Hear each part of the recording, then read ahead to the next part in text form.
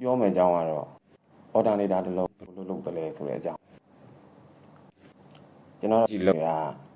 စကားဝက်ရွှေအောင်ပါပါကျွန်တော်လုပ်နေရပေါ့ဒီလုပ်ကိုမလုပ်ခင်ကြကျွန်တော်ဒီ generator စားပြီးကျွန်တော်လာခဲ့ပေါ့အဲကျွန်တော်ဒီနေ့ပေးမယ် topic လေးပါအဲ့တော့ဘယ်တော့မှပြင်လာကြတော့ကျွန်တော်ကြောင်းပြီးကျွန်တော်ဒီနေရာဘဝတစ်ခုရှာတဲ့အချိန်မှာကျွန်တော်တို့ချပြီးတော့ကြုံတွေ့ခဲ့တယ်ခက်ခဲတွေပေါ့နောက်တစ်ခုကကြတော့ကျွန်တော်တို့ဒီ generator တွေဒါအခုလက်ရှိလုပ်နေတဲ့ power plant မှာရှိတဲ့ generator တွေအကြောင်းပေါ့အဲ့ဒါပြီးတော့ကျွန်တော်တို့စီမှာသုံးနေကြတာ2မျိုးပဲရှိတယ်တစ်ခါကျဝါစီလာတစ်မျိုးကဒီ parking engine လောက်ထားတယ်ဒီ generator တစ်လုံးပေါ့ဒီလို2မျိုးနဲ့ထားပြီးဒီမှာ generator ပြီးရင်ကျွန်တော်တို့လျှက်စစ်အကြောင်းအခြေခံလေးနည်းနည်းပြီးလို့ရှိရင် advanced structure လေးနည်းနည်းပြီးလို့ရှိရင် free ဆိုတာပါလဲကျွန်တော်တို့ AC ကားတံကိုဘယ်လိုထုတ်ပြီးလို့ရှိရင် AC generator လုံးစိတ်ပိုင်းနေပါတယ်အဲကျွန်တော်နည်းနည်းလေးကျွန်တော်သိတယ်လို့ကျွန်တော်ပြောပါပထမဆုံးကတော့ဒီကျွန်တော်2020နဲ့လောက်မှာကြောင်းပြီးတော့ကဲ engineer ပွဲလေးရလုပ်မယ်ဆိုပြီးကျွန်တော်လှုပ်ရှားရတယ်ဆိုလို့ရှိရင်ကျွန်တော်ကျန်းစာကုမ္ပဏီတစ်ခုမှကျွန်တော်လုပ်ရတာအဲ့မှာပြတ်တာကျွန်တော် mechanical ဗျာ mechanical တော့ engine လောက်တော့ခြေနဲ့ပတီဒီမှာအင်းပေါ့ဒီမှာတို့ဒါ fitter တွေပေါ့တို့ editor တွေပေါ့ဒါဆိုလို့ရှိရင်ချက်ပါပေါ့ CAC ခွက်ဗျာဆိုလို့ရှိရင် wine fitter တွေဒါဆိုရှင်ဒီကူလင်းလုပ်ပြီးမဲ့ radiator ဒီလိုလို့ရှိရင်ဘာရှိမလဲဆိုလို့ engine ထဲကိုဝင်လာလို့အေးခံမဲ့တိုင်းပဲဗျာပြီးလို့ရှိရင်ဒီမှာ engine ရှိတဲ့ water ရဲ့တမ်းကိုပြီးမဲ့ system လေးတွေဒီမှာရှိမဲ့ဒါတော့ပဲဒီမှာကျွန်တော် mechanical ပနာဒီဘက်ကကျွန်တော်ဒါပြီးလို့ရှိရင် alternator ကိုနှစ်ခုလုံးထုတ်နေ control ဒီ battery control panel လေးကျွန်တော်မြားလေးအပြောင်းဒါတည်း control panel လေးဒါ alternator ပေါ့ alternator ထွက်အောက်မီပေါက်ဆိုတော့ဒီဟာတော့ဒါ alternator နဲ့ engine နဲ့ချိန်ထားတယ်ဒါ coupling အဲ့မှာကျွန်တော်မသိတဲ့အပိုင်း alternator မသိဘူးပြီးရင် control ဆိုတာဘာမသိအဲ့မှာ engine ကိုလည်းပဲ control လုပ်ထားတယ် engine control လည်းရှိသေးတယ်အဲ့ဒီ engine control ကကျွန်တော်တို့လက်ရှိသုံးတယ်ဘိုင်း kit တွေမှာသုံးရပေါ့ဗျာ engine electronic fuel engine နဲ့သုံးထားတာပေါ့အဲ့ဒါကမသိဘူးအဲ့မှာပြဿနာတွေအများကြီးဖြစ်ကုန်တာဒါပေမဲ့နားလဲဆိုတော့ကျွန်တော် engine နဲ့ကျွန်တော် alternator မသိတော့ control ကြောင့်မသိဘူးကျွန်တော် senior တွေကျွန်တော် link တယ်ပေါ့ဒီဟုတ်ပြီတဲ့ချက်ပြောမယ်ဒီ customer ရှိရောက်တဲ့ချိန်ဆိုရှင်ငါပြောဖြေမျိုးမင်းပေးမှာလို့ပြောပြီးမင်း customer စီပြန်มาလားဆိုတော့ဖြေရှင်းသွားပြီဗျာကျွန်တော်ဒုက္ခရောက်ပြီပေါ့အဲ့တော့ကျွန်တော်တို့အတွက်တော့အားမရမယ်ဆိုပြီးတော့လက်စာအုပ်တွေကိုကျွန်တော်လိုက်တော့ဖတ်တော့ဘယ်လိုအပြီးဖတ်တယ်ဆိုတဲ့အကြောင်းတော့ကြာပြီးတော့ပြောပြမယ်ခုဒါကတော့ကျွန်တော်အခုလက်လုပ်ရဲ့ plan ပေါ့ဒီမှာဆိုရင်ဒါ number 4ခုကမြန် number 5 6 7လုံးရှိခွာစီလာဟောဒါ BB ရထုတ်ထားတာသူ့ရဲ့ model ကကြာ 1102 L0 DSC တဲ့ model ကကျွန်တော်ဘိုးဘက် engine ကတော့ 34SG 34 ဆိုတာကြတော့သူ့ရဲ့ piston 34 cm SG ဆိုတာကြတော့ spec igniter gas engine ဆိုတာဟုတ်လား W30S ပေါ့ဗျာအဲ့ဒါကို20 V ဆိုတာကြတော့20 W34 SG ဆိုတာ name plate မှာရေးထားတယ်20 V ဆိုတာကြတော့20ဆိုတာစတင်နာအရေးအတွက်မစိတယ် V ဆိုတာကြတော့သူ့ engine design V engine ပေါ့ဗျာ V engine ဘယ်ဘက်မှာဆုံးညာဘက်ချမ်းမှာဆဲသူတို့ရဲ့ quantity နေရာအကုန်လုံးဒီခုချပြီးတော့မှသူတို့ရဲ့ design တစ်ခုနဲ့တော့ထိုင်းတာ20ဒီဘက်တစ်ချမ်းကကြတော့ generator ပဲဒီက blasted generator ခေါ်ဗျာဒါဒီကောင်က diesel generator ပေါ့ gas generator ဘလို့ဖြစ်နောက်ဆုံးသူတို့အော်လှည့်ကြတာညာအတူတူဒါလည်း alternator ကိုပဲလဲဒါပေမဲ့ကွာထားတယ်ဆိုလို့ရှိရင်ဒီဘက် gas engine ကြတော့သူ့ရဲ့ grade ထဲကိုဝင်တယ်လို့တက်ကကြတော့ကျွန်တော်တို့ဟိုဘက်ကနေပြီးတော့မှ fail ဖြစ်တော့မီးမရတော့ဆိုတော့ဒီ plan ကိုကနေကိုရတော့ဆိုလို့ရှိရင်ဒီ generator လေးကိုဒီ generator ကိုပြီးလို့ရှိရင်ကျွန်တော်တို့မီးထွန်းပြီးလို့ရှိရင်ကျွန်တော်တို့ engine လို့ဒီ site အကုန်လုံး lubrication ပေးတာ revision ပေးတာတို့ဒါတွေအကုန်လုံးသူတို့တွေ integration system တွေ model တွေပေါ့သူလုပ်ပြီအဲ့တော့သူနဲ့ချိတ်ဆက်ထားတဲ့လောက်ခုနကကျွန်တော်တို့ဒီကောင်ကြတော့ဘာခေါ်လဲ isochronic mode နဲ့လုပ်တဲ့မှာ chronous လို့သူခေါ်တယ်ဟိုဘက်လောက်သုံးလေဒီဘက်ပြဟောတာနေအောက်တာမီနဲ့ထွက်ဖို့ကြာလေဒီအိမ်ကနေမှာ elevation ပိုကျွေးလေအဲ့လိုမျိုးနဲ့သူတို့ကလုပ်တယ်တူသူတို့နှစ်ခုကအဲ့တော့ alternator တစ်လုံးရဲ့အကြောင်းကို အဲ့လေဘူးကျွန်တော်ကဘယ်လိုစပြီးလေ့လာလဲဒီလိုစလေ့လာတာဖြစ်စစ်ဆိုတာပါအဲ့တမျိုးရှိတယ်တမျိုးတဲ့ electric ဒါကျွန်တော်တို့လည်းတော့စမ်းတဲ့ပိုးနဲ့စနေပုတ်တာတို့ခေါင်းပေတန်းနေပုတ်တာတို့အဲ့လိုမျိုးမှာသူကလည်းတခုမှဆွဲကလေးလာတယ်ပေါ့ဒီခုကကြတော့ dynamic electricity တော့ကြည့်မယ်ဆိုလို့ရှိရင်သူက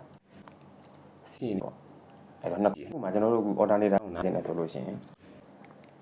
ဒီမျိုးတွေမှာကျွန်တော်တို့ dynamic electricity ကြောင်းကိုကျွန်တော်တို့သိမှရဟုတ်ပြီ dynamic electricity နားလည်ပြီးတော့ကျွန်တော်တို့ကအတက်ဖြစ်ပြီးဆောက်ပုံကိုအခြေခံလောက်ရပြန်အခြေခံလောက်ဆိုရင်ဒါဆိုရင်ဒါကလည်း insulator ကပါလဲရှင်းကျွန်တော်ကွန်ဒတာကိုကြည့်လိုက်မယ်ဆိုလို့ရှိရင်မှာဆိုလို့ရှိရင်ဒါဒီ element ကြီးရပြင်ကြည့်တာဒီ electron တွေမှာသူ share အဆင့်ဆင့်နောက်ဆုံး share ကိုကျွန်တော်တို့က out of share ခေါ်တယ်အဲ out of share လေပတ်နေတဲ့ဒီ share ထဲမှာလေပတ် electron တွေပေါ့အဲ electron တွေ out of share ဘယ်နှလုံးလဲလို့ကျွန်တော်ကြည့်တာစုံနေတဲ့မှာလဲနေတာဒီဘက် insulator ကိုကြည့်မယ်ဆိုလို့ရှိရင်ဒါဒီကောင်ချင်းအမှုရှိမှာတစ်လုံးနှစ်လုံးလေးလုံးငါးလုံး6လုံးတောင်ရှိတယ်6လုံးရှိတယ်ပြောရမယ်ဆိုလို့ရှိရင်သူ6လုံးဒီ nucleus ကနေပြီးမှဆွဲရသူတစ်လုံးနဲ့ဒီဘက်ကလန့်ဆွဲရလန့်တာချင်းတူမှာဒီတစ်လုံးကကြတော့အပြင်ဘက်ကိုထွက်ဖို့သူမတရားလွယ်ကူတယ်ဒီဘက်ကရှိတယ်လို့6လုံးဟုတ်ပြီဟာနဲ့ရှင်းကြည့်လိုက်မယ်ဆိုပြီးအဲ့တော့ကျွန်တော်ဒီဘက်က force လေးကျွန်တော်တို့နည်းနည်းပေးလိုက်ဆိုလို့ဒီ electron တစ်လုံးကဒါအတန်လုံးကိုခုံစီးသွားမယ်အတန်လုံးပေါ့သူပေးနာမှာတော့တန်နေရုံမှာသူခုံစီးသွားမယ်ပေါ့ခုံသွားတယ်ဒီဒါကြတော့အဲ့လိုမျိုးလို့သူကတော့မလွယ်ဆိုတဲ့အတွက်ကြောင့်မလို့တော့အောင်တိုင်းအောင်သူတို့ထဲမှာလက်စစ်စင်းကိုလို့မလွယ်ဘူးပေါ့ဗျာfree electron ဆိုတဲ့ကျွန်တော်မဖြစ်မနေသိမှရအဲ့တော့ကိုကောပါဗျာကျွန်တော်ကြည့်ရဲကောပါဆုံးအဲ့ဒီတည်းအဲ့ electron လုံးကိုရေးလျားတော့အားလေးတစ်ခုပေးမယ်ဆိုရင်အဲ့ electron တစ်ခုကနေတခြား electron ကိုခုံနေစီးသွားလို့ရှိရင် electron ဘာဖြစ်မလဲဆိုလို့ရှိရင် electron နှလုံးဖြစ်သွားလို့ရှိရင်ဒီbalance ဖြစ်ပြီဆိုလို့ရှိရင်ဒီဘက်အစွန်ဆုံးအလုံးလုံးကလည်းပဲနောက်ထပ်ပြီးခုံသွားတယ်အဲ့လိုမျိုးခုံရင်းသူကစီချောင်းကြီးလိုမျိုးကြီးဖြစ်နေတာပေါ့ဒါကိုကန်ခေါ်တာပေါ့ဘက်ထရီမှာ positive terminal ရှိတယ် terminal ရှိတယ်ဒီမှာ positive terminal မှာကြာတော့ပြောရရင် electron တွေကိုကွက်လက်ဖြစ်အောင်သူကလုပ်လိုက် negative terminal မှာလည်းကြာပိုးနေအောင်သူထားပေးလိုက်တယ်တဲ့ကျွန်တော်တို့ကြားထဲမှာဝါယာကျုံနဲ့တုံးနဲ့လက်ချိတ်စေအောင်ဒီထဲမှာရှိ electron နားတဲ့ negative terminal က electron မရှိတဲ့ positive terminal ဘက်ကို electron direction တစ်ခုစီးသွားတယ်ပေါ့။ညနေသူကအနှုတ်ကနေအပေါ်ပဲစီးသွားတယ်။အောက်ကနေနှုတ်ကိုသူမှပြီးစီးလို့ရတဲ့ပုံသက်မှာ new battery မှာဒါတော့ဒါကရန်ခေါ်တာပေါ့။အဲ့တော့ DC မှာလည်းခုနကျွန်တော်အခုလက်ရှိမှာဆိုလို့ရှိရင်ညမှာခုနကတော့ electron တွေကအနှုတ်နေပြီးအပေါင်းကိုစီးတယ်။ဒါဒီမှာလည်းကြာဘာဖြစ်လို့အပေါင်းကနေအနှုတ်ကိုပြည့်နေလဲ။ဒီမှာအရင်တော့ကကျွန်တော်တို့ပြန်ရှင်းနေတာစနာခဲ့ကြတာဘက်ထရီတစ်လုံးရဲ့အပေါင်းကနေပြီးတော့နှုတ်ဘက်ကို electric စီးရဲဆိုပြီးတော့မှသူတို့ရခဲ့တယ်ဒါပေမဲ့နောက်ပိုင်းတော့အဲ့လိုမဟုတ်ဘူးဆိုတာကိုသူသိသွားတယ်ကြာမဟုတ်ဘူး electron အပေါင်းနေပြီးတော့မှအနှုတ်ကိုစီးဟုတ်ဘူး electron တွေအနှံ့နေပြီးတော့အပေါင်းကိုပဲစီးအဲ့ဒီတော့အရင်တော့ကသိခဲ့တဲ့အတီးပါဘာလိုက်လဲဆိုလို့ချင်းသူက convention current နဲ့အရင်တော့ကယူဆခဲ့တဲ့ conventional current အပေါင်းကနေကိုစီးဒါပေမဲ့ true electron flow က opposite ဆိုတော့ notice ပို့ကျွန်တော်တို့လိုတယ်ပေါ့အဲ့တော့ conventional current ဆိုတာအပေါင်းအနှုတ်ကိုစီးtrue electron flow တကယ်လို့အနှုတ်ကနေအပေါင်းစီးလို့ရှိရင်သူကချင်းတစ်ခွက်စီးတယ်ပြန်ပြီးမစီးဘူးအဲ့တော့ကျွန်တော်တို့ဒါတွေကားတယ်ဟောတယ်ဒီဘက် alternate ကကျွန်မမြင်တယ်လို့ပဲဒီ ordinary ကဒါလည်းကျွန်တော်တို့ချက်တာပေါ့ကျွန်တော်ဒါကနေထုတ်ပြီးဒီလိုမျိုးထုတ်ပြီးနေတယ်အနေကအနှုတ်ကိုစီးသလိုနှုတ်ကနေပေါင်းပြန်စီအဲ့လိုမျိုးစီးလို့သူက LNC ကိုသူကစီးစင်အဲ့တော့အဲ့ဒါတွေအကုန်လုံးသိပြီကျွန်တော်လိုအပ်ချက်ကကျွန်တော်တန်လိုက်ရအောင်သိအောင်ပါတန်လိုက်စီတောင်ကြည့်မယ်ဆိုတော့ဟိုကတခုတော့ပိုးနဲ့စော်ပိုးနဲ့ဆိုတော့ကျွန်တော်တို့သိတယ်အဲ့တော့အဲ့ဒီပိုးနဲ့ဟိုမှာမှန်လေးတစ်ချိန်ပြီးတန်ပုံလေးတွေဖြူလိုက်လို့မျိုး line လေးတွေပေါ်သွားတယ်လို့သိတယ်အဲ့ဒီ line လေးတွေကပါလဲဆိုလို့ magnetic flux လို့ခေါ်တယ် magnetic flux ဒီ magnetic flux ကိုကြည့်လို့ရှိရင်ဒီမှာဒီလားရသွားနေတယ်ဆိုလို့ရှိရင်ဟောက်ကနေစော့ကိုသွားတယ်ဆိုမှကျွန်တော်တို့ယူဆတာ magnetic lines of flux မြောက်ကြည့်မယ်ဆိုလို့တော့စော့မြင်ရလိမ့်မယ်သူစော့ပေါ့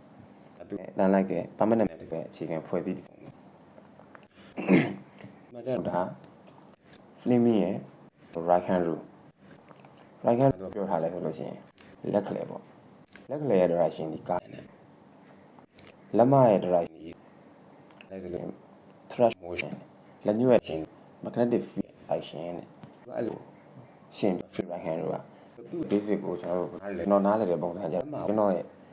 ကျွန်တော်လှည့်လိုက်တာအဲ့တော့ဘာလို့ရှိရင် thresh or ရှင် thresh or ရှင်လက်မကျွန်တော်ရဲ့ကိုမျက်နှာပဲပေါ့ကျွန်တော်လုံးပဲကျွန်တော်လက်မကိုကျွန်တော်လှည့်လိုက်ပြီးလို့ရှိရင်လက်ညှိုးလိုက်ကြကိုဒီထောင်းထားလိုက်တယ်90ဒီထောင်းနေ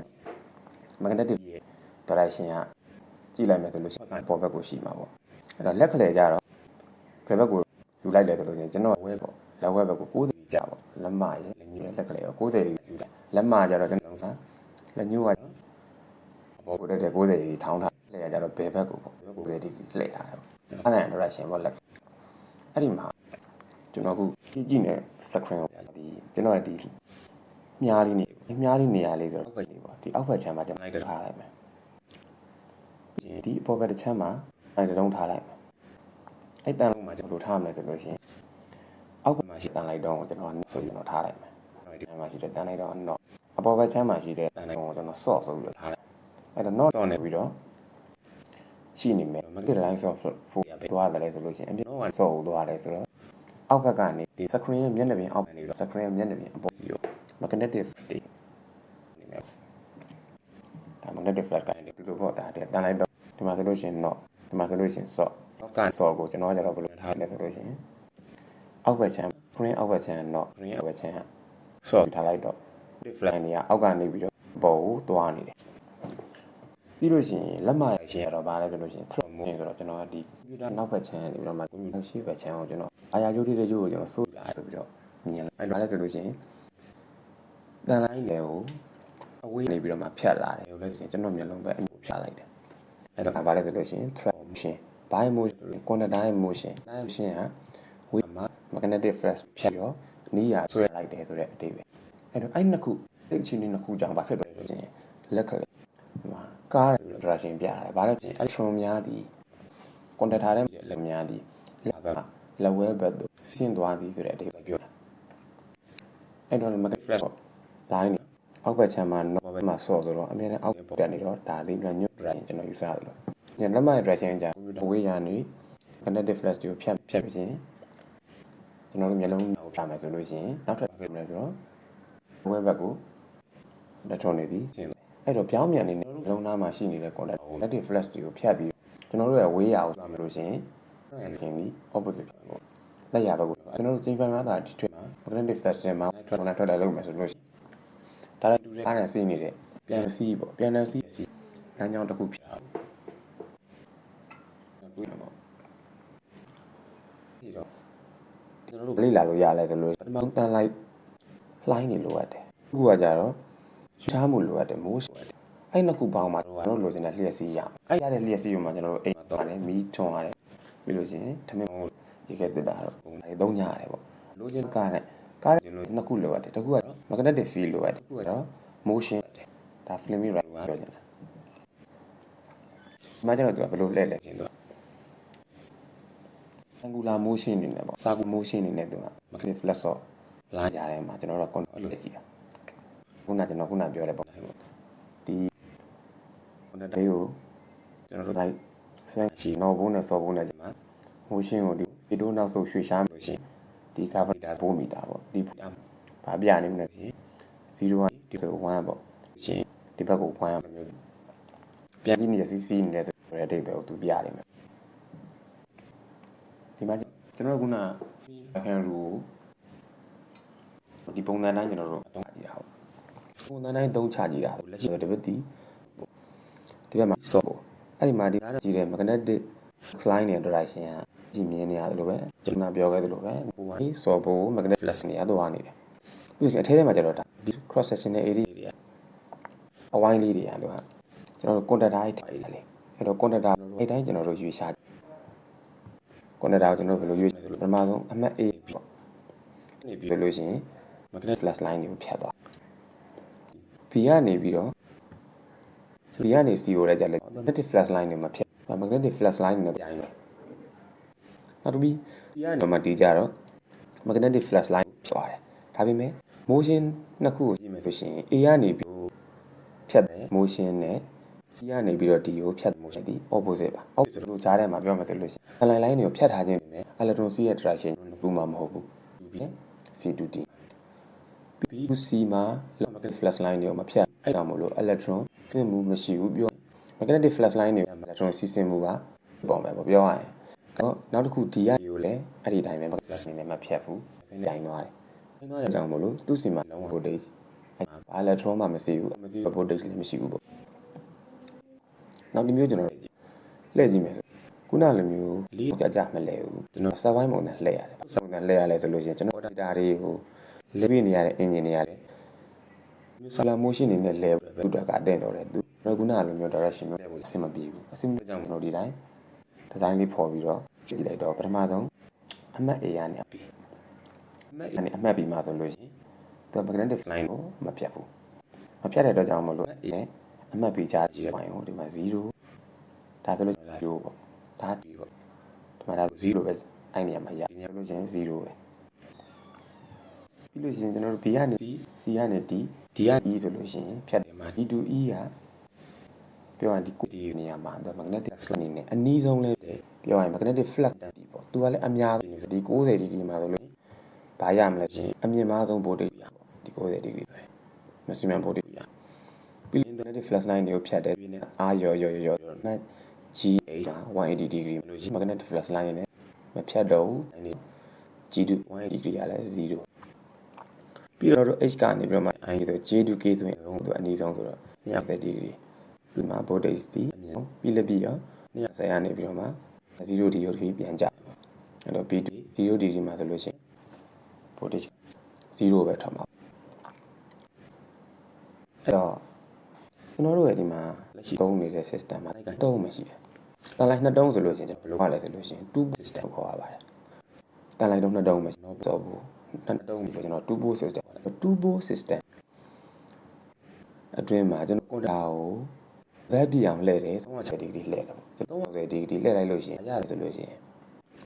ကျွန်တော်တို့စခဲ့ဒီကနေ B ကိုစခဲ့တာဒီကနေ B ကိုစပြီးတော့မှကနေမှဆုံးမှာဆိုတော့ဒီကနေမှဆုံးမှာအဲ့ဒီမျိုးရလိုက်လေဆိုလို့ရှိရင်တပတ်လှည့်လိုက်တာ AC ဒါဆိုရင် sin AC sin wave complete ရောက်ရတယ်ဆိုလို့ရှိရင်တပတ်ရတယ်အဲ့တပတ်ကိုကျွန်တော်ဘယ်လောက်ပါတယ်လဲဆိုလို့ရှိရင်ဒီပေါ်ချမ်းတစ်ချမ်းပေါ့ဒီပေါ်ချမ်းတစ်ချမ်းနဲ့ဒီအတစ်ချမ်းနှစ်ခုကိုယူတော့ပေါင်းတယ်ပေါ့ပေါင်းလိုက်ပြီးတပတ်ကိုကျွန်တော်တို့ကပါဆိုရင် frequency တပတ်ကျွန်တော်ယူတယ် frequency ပေါ့ချိန်နှုန်းတစ်ချိန်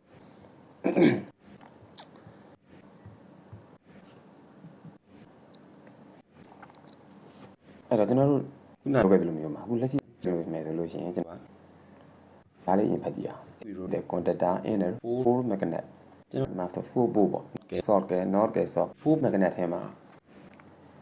ဘာပြမေးထားတယ်လို့ရှိရင် how cycle will happen in computer revolution ကျွန်တော်2 volt မှာတော့ပဲလို့ရှိရင်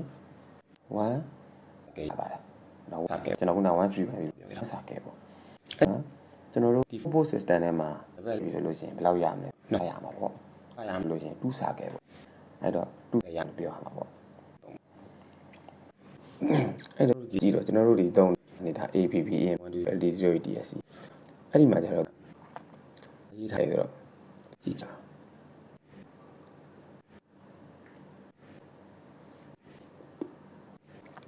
ဒီမှာကျွန်တော်တို့ဒီမှာဘာရှိလဲဆို808ဆိုတဲ့ဟာလေးသူကပဲဆိုလို့ရှိရင်သူကဘိုးပါ8ဘိုးဆိုတော့သူကဒီလိုမျိုးတန်လိုက်တုံးอ่ะအဲ့ဒီမှာကျွန်တော်တို့8တုံးရှိနေတော့အဲ့ဒီ8နဲ့မှာကျွန်တော်တစ်ပတ်လှည့်လိုက်မယ်ဆိုလို့ရှိရင်ဖြူစီဒီ4ချိန်ပေါ့ရမယ်စခဲ့ဒီ4ချိန်ပေါ့ကျွန်တော်တို့ two-bolt system ဆိုကျွန်တော်ပြောခဲ့ system two-bolt system one complete AC is achieving during one revolution of pressure ကျွန်တော်တို့ pressure တက်လိုက်ဆိုတာခုနကျွန်တော်တို့ contact တစ်ပတ်ရသည် pressure တစ်ပတ်လိုက်တဲ့အတူပဲအဲ့တော့ pressure ကိုတစ်ပတ်လှည့်လိုက်မယ်ဆိုလို့ one complete AC voltage စာရမယ်အဲ့တော့ကျွန်တော်တို့ကအလုပ်ရမယ်လို့ရှိရင်ကျွန်တော်တို့မြန်မာနိုင်ငံမှာသုံးတဲ့ frequency ကိုလိုတယ်နိုင်ငံသုံးတဲ့ frequency ဒီ50 Hz ပါ50 Hz ဆိုတော့ Hz 50 cycle per 50 cycle per minute ပါ50 cycle per second အဲ့တော့ကျွန်တော်50 cycle per second ဒီမှာဆိုလို့ရေးထားပါတယ်50 Hz ဆိုတာဘာလဲဆိုလို့ရှိရင် cycle per second 50 cycle per second မှာ50ဖြစ်ဖို့အတွက်ဆိုလို့တစ်မိနစ်မှာ cycle ပေါင်းက3ဖြစ်မှရမယ်တစ်မိနစ်မှာ3 cycle ဖြစ်ဖို့အတွက်ရှိရင်တို့ကအင်ဂျင်ကိုလည်းဘယ်လောက်ရမလဲလို့ရှိရင်3000 revolution per minute နဲ့ဒီမှာ3 cycle per minute ပါမယ် electrical ပဲသူပြန်လဲစီးနေတဲ့ဘက်ချမ်း frequency ပေါ့ အဲ့တော့3 cycle minute ဆိုတာဘာနဲ့ညီမယ်လို့ရှိရင်50 cycle per second 50 cycle per second တော့ကျွန်တော်တို့ frequency 9ရတော့4 boost system ဆိုတာတော့ကျွန်တော်တို့ဒီမှာ2 consecutive cycle is achieved during revolution of the crank အဲ့တော့ crankshaft develop နဲ့ aerodate cycle ဟာနှစ်ပတ်ထွက်နေတယ်ဆိုတော့3 cycle minute ရဖို့ဆိုလို့ဒီ1500လှည့်လိုက်တာ3000 cycle per minute နဲ့ကျွန်တော်တို့လိုချင်တဲ့ frequency တွေရကျွန်တော်တို့ဒီ H system မှာကြတော့4 aerodate cycle ရတယ် during revolution of the crankshaft develop နဲ့ 4 cycle ရတယ်ဆိုတော့ကျွန်တော်တို့က engine ကိုအပတ်ရေလှည့်ပေးရုံနဲ့3 cycle minute ဆိုတာကိုရပြီ3000 cycle per minute ကရမယ်တော့50 cycle set ပေါ့အဲ့တော့ကျွန်တော်တို့ frequency 50 Hz ကိုကျွန်တော်တို့ကဒီလိုမျိုးနဲ့အဲ့တော့ဒီ frequency နဲ့တိုက်ချိုးကြနေတယ်လေဆိုလို့ကျွန်တော်ကRPM နဲ့တိုက်ချိုးကြပါတယ်ကျွန်တော် post system ကိုအလုပ်လုပ် inch လုံးဒီ50 revolution minute ကိုလှည့်ပေးတာပါဘာဖြစ်လို့လဲဆိုလို့ရှိရင် frequency 50 Hz ရအောင် 4 post system မှာဆိုလို့ရှိရင်1500 revolution per minute နေရမယ်ဘာဖြစ်လို့လဲဆိုတော့ frequency 50ကိုဒီ2 post ကြတော့ကျွန်တော်တို့များသွားတုံးတာပဲမသုံးလဲကျွန်တော်အိမ်သုံးလက်ဆွဲမိအဲ့ဒီမှာဆိုလို့ရှိရင်သူတို့ကအပတ်ရေ3လာပါတယ်အပတ်ရေ3000 revolution per minute လဲမှာကျွန်တော်တို့လိုချင်တဲ့ frequency 50 Hz ကိုရပါတယ်အဲ့ကျွန်တော်မြန်မာနိုင်ငံမှာသုံး frequency 50ပေါ့နော်50 Hz ပေါ့50 Hz တောင်းတာ50ဆိုတော့ Hz က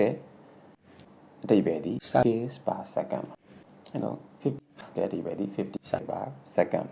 အဲ့တော့ကျွန်တော်တို့က50 cycle per second ဘာညီမျှတယ်လဲဆိုလို့ရှိရင်3000 cycle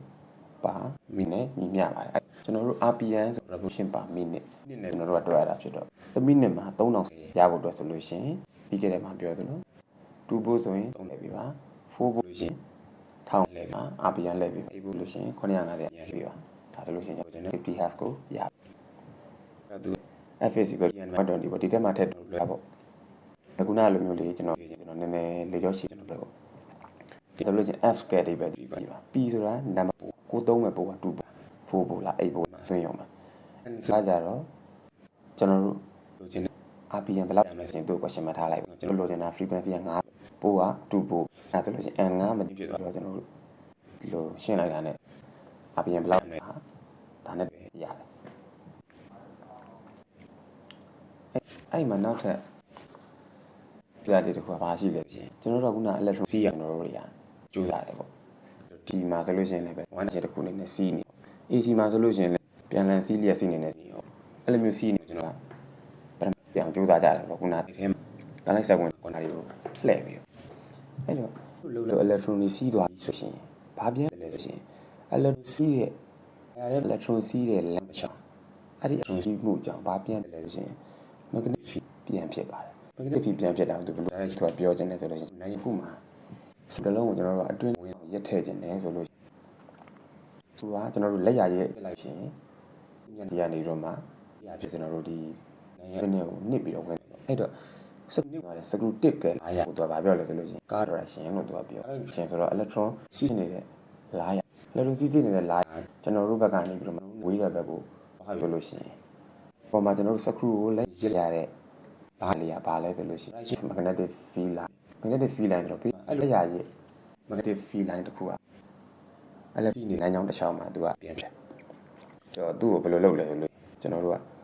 ပုံစံမျိုးပတ်လိုက်တယ်ပုံစံမျိုးပတ်ပြီးတော့ electronic ဆင်းလိုက်ရောဘာဖြစ်တယ်လဲဆိုရင်အပေါ်ဘက်ချမ်းနော်အောက်ချမ်းဆော့ကားရံဝင်လို့ရှိရင်အောက်ကနေဝင်တယ်ဝင်ရစ်တယ်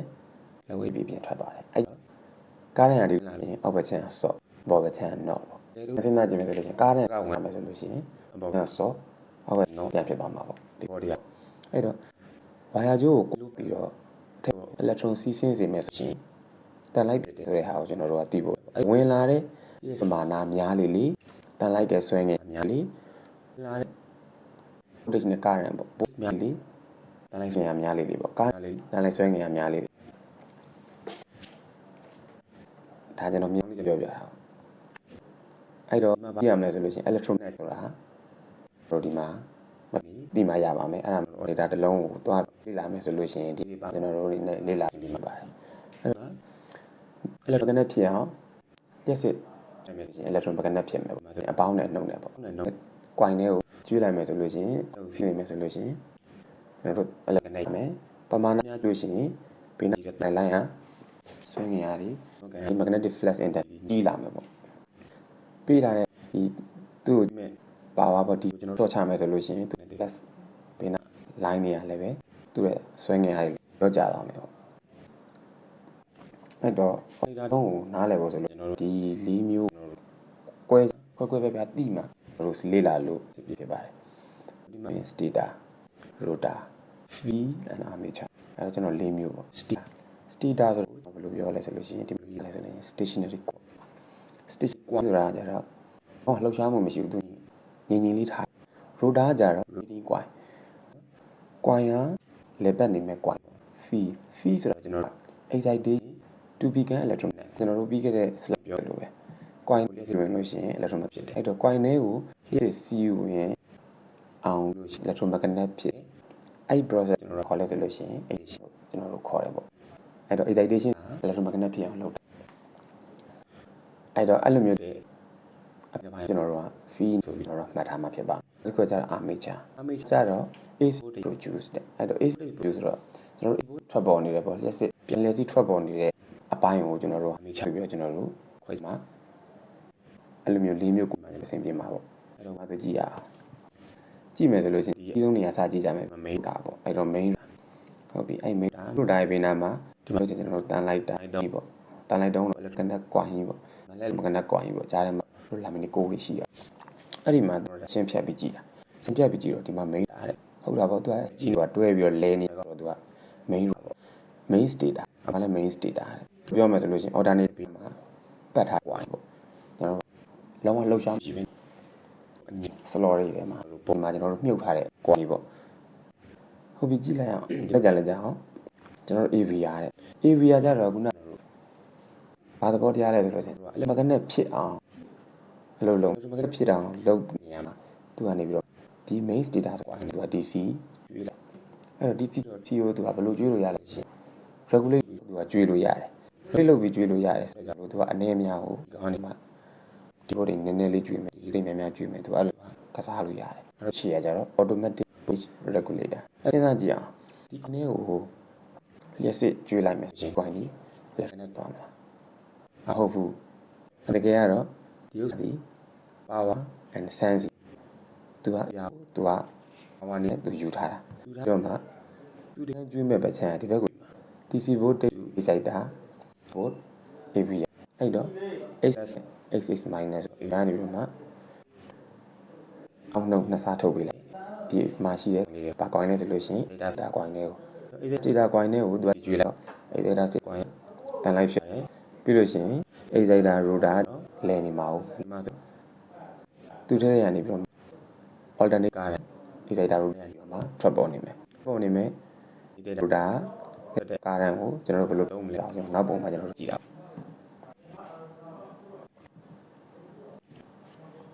ဒီလိုရှိရင်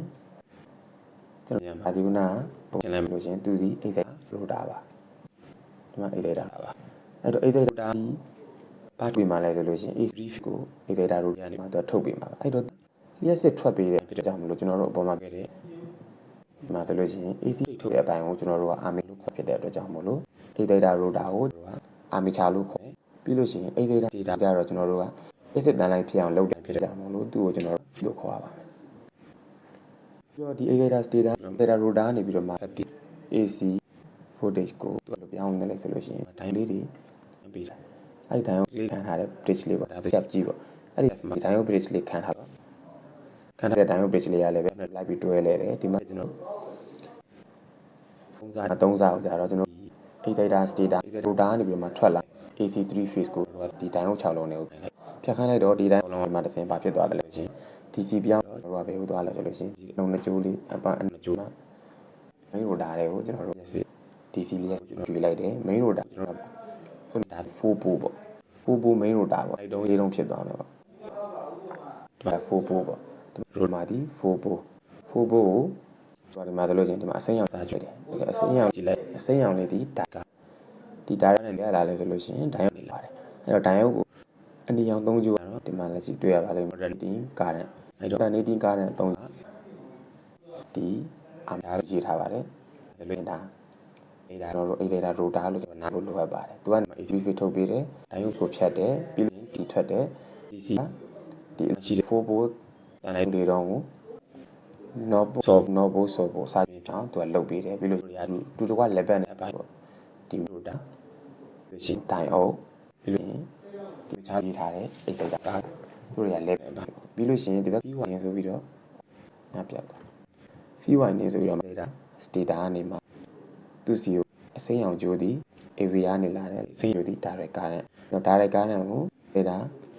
ကိုကျွေးလိုက်သည် data rotor မှာ AC သည်ဖက်သည် AC သည်ဟိုဖြစ် DC ပြောင်းပြီးတော့ main rotor စီကိုသွားသည်ရှက်ကလည်းအဲ့ချီဒီနာဖြစ်တဲ့ကြောင့်မလို့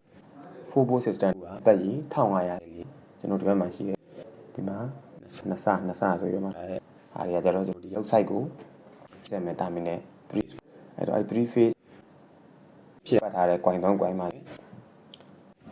သူတို့ yes အညီအမျှနဲ့ rotating current သူတို့ကဖြစ်နေတဲ့ဟာကိုကျွန်တော်တို့ကလောက်အဲ့ဒီမှာပြဿနာကကျွန်တော်တို့ဘက်ကလုတ်နဲ့ထိဆက်လိုက်ပြီဆိုလို့ရှိရင်ဒီ terminal ပေါ့ line 1 line 2 line 3 voltage တွေကကျသွားတဲ့အချိန်ကျလို့ဟိုပြန်ပြီးတော့ကျွန်တော်တို့မြှင့်ပေးဖို့ပါတယ်လိုအပ်တဲ့ကျွန်တော်ဘယ်လိုမြှင့်တင်ရလဲဆိုလို့ဒီစိတ် main ဓာတ်ကြီးကိုကျွေးတယ် DC ပမာကိုများပြီးနေကျွန်တော်တို့ကဒီ terminal ကိုပြန်တော့ restore ပြန်လို့ပေါ့အဲ့တော့ terminal voltage ကိုသုံးကြမယ်လို့သုံးလို့ရတယ်ဒီဘက်ကနေပြီးတော့exact ကျွေးတယ်ဒီ main rotor ကိုစီဝင်တဲ့ဒီနှစ်ဆပေါ့စတော့မြင့်ဒီကိုမြင့်လိုက်မယ်ပေါ့မြင့်ပေးလိုက်မယ်ရှိပထမကျတော့ terminal voltage တွေကပြန် original position မှာဆိုကြပါတော့ 4 line to line voltage ဆိုတော့ပို့ပြန်ဖြစ်မှာပေါ့ပြီးလို့ရှိရင်ဖြည်းဖြည်းနဲ့လုတ်တင်နိုင်တယ်ကျွန်တော်တို့ဒီဘက်ကနေတော့မှ exact ကိုမြင့်အဲ့တော့သူ့ကိုကျွန်တော်မြင့်ဆိုလို့ရှိရင်ဒီ phase ကများပါဖြစ်ပါအဲ့တော့ AC များအတွက်ကိုကျွန်တော်တို့ကဒီ extra stator တွေကိုစီးနေ GLS ကိုများပေးမှာအဲ့တော့သူ့ကိုများဖို့ရအတွက်က VI မှာတစ်စင်းများပေးမှာအဲ့တော့ AV အနေနဲ့ဘာလို့လဲဆိုလို့ရှိရင် AV က terminal ရဲ့ voltage ကိုသူသိဖို့အဲ့ဒီကြောင့်မလို့သူနှစ်ဆယူထားဒီပြန်2 line ယူထားတယ်ပြန်2 line ကိုသူကဘာပြောလဲဆိုလို့စမ်းစီလို့လည်းဒီမှာရေးထားအဲ့တော့ voltage 7နဲ့ယူထားတယ်ယူထားလိုက်တော့ voltage ကျပြီဆိုတာနဲ့သူက DC တွေကိုသူကဒီဘက်ကနေမြှင့်လိုက်တယ်သူဒီနဲ့တော့ဒီမှာ magnetic flash တင်သွားတယ်ဒီမှာ AC3 ပို့ထွက်တယ်ဒိုင်းရုပ်သွားတဲ့ကြီးကလည်းများသွားတယ် main rotor ထဲမှာဖြစ်ပေါ် magnetic flash ပမာဏတွေကတက်များသွားတယ်အဲ့ဒါအတွက်မလို့ဒီ terminal ကိုကြောက်ကြသွားတဲ့ voltage ကိုသူကပြန်ပြီးတော့မြင့်နေတယ်ဒီမှာ excitation ကိုများတော့ကြောင်းပြီးလို့ရှိရင်ဒီတွင်းထဲကနေယူထားတာတွေ့လေအောင်မယ်အဝါရောင်လေးကျိုးလောင်အဝါရောင်လေးကျိုးလောင် auxiliary winding ဆိုပြီး auxiliary winding ဆိုတာပါဆိုတော့တွင်းထဲမှာကွန်ကြီးတစ်ကွန်ပတ်ထားသေးတယ်ဒါပေမဲ့ဒီ output terminal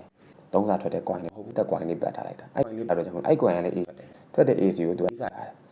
လေးယူပြီးတော့ရင်သူကအဲ့ဒါထည့်ထားလိုက်တယ်အဲ့ဒါကြောင့်တနေ့တော့နေတော့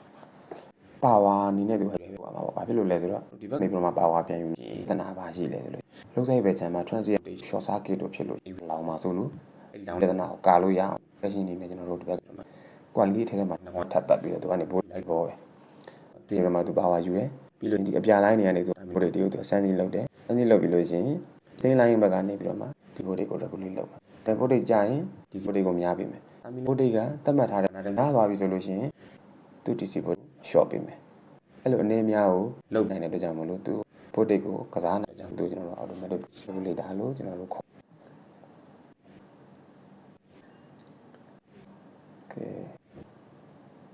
အဲ့တော့ကျေးဇူးတင်တကယ်လို့ကျွန်တော်ပြောတဲ့အမြင်ပါဆိုလို့ရှိရင်တော့ဒါလည်းကျွန်တော်ပထမဆုံးစပြီးပြောတဲ့ဗီဒီယိုပါ